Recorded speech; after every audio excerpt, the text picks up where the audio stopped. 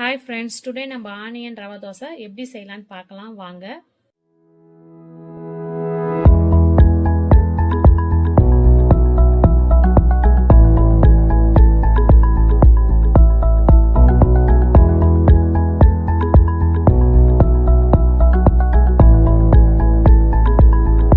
Video உள்ள போகலாம். தேவையான பொருட்கள்: நான் பெரிய வெங்காயம் பொடி பொடியாக கட் பண்ணி வச்சுருக்கேன். 2 பச்சை மிளகாய் பொடி பொடியாக கட் பண்ணி வச்சுருக்கேன்.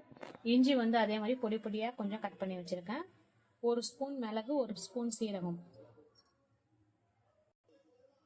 இந்த டம்ளரில் நான் 1 கப்பு ரவை எடுத்து வச்சுருக்கேன். அதே மாதிரி இந்த டம்ளரில் நான் 1 கப்பு அரிசி மாவு எடுத்து வச்சுருக்கேன். அதே மாதிரி இந்த டம்ளரில் நான் 1/2 கப்பு மைதா மாவு எடுத்து வச்சுருக்கேன். தேவையான அளவு உப்பு, எண்ணெய். இதுதான் தேவையான பொருட்கள். எப்படி செய்யலான்னு பார்க்கலாம் வாங்க. இப்போ நம்ம ஒரு பவுல் எடுத்து வச்சுருக்கோம். அதில் 1 கப் ரவை இதில் கொட்டிடலாம். கொட்டிட்ட பிறகு அதே மாதிரி அரிசி மாவும் இதில் கொட்டி ஆட் பண்ணிக்கலாம். அதே மாதிரி மைதா மாவும் இதில் கொட்டிடலாம்.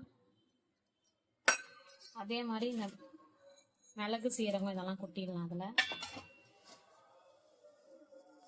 அதே மாதிரி இந்த பொடியாக கட் பண்ண ஆனியன், பச்சை மிளகாய், இஞ்சி எல்லாம் கொட்டிட்டு நான் உங்களுக்கு மிக்ஸ் பண்ணி காட்டுறேன்.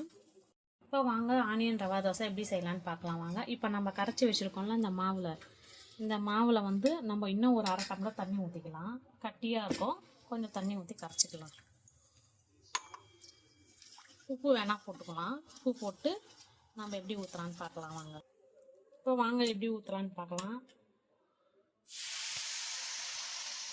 அப்படியே அங்கங்கே மெலிசாக ஊற்றிக்கோங்க. அப்போ தான் உங்களுக்கு மெலிசாக வரும் தோசை. தடியாக ஊற்றிட்டிங்கன்னா தடியாக வரும், நல்லா இருக்காது. மெலிசாக ஊற்றினா தான் ஆனியன் ரவா தோசை நல்லாயிருக்கும். இந்த கேப்லலாம் கொஞ்சம் ஃபில் பண்ணிக்கோங்க.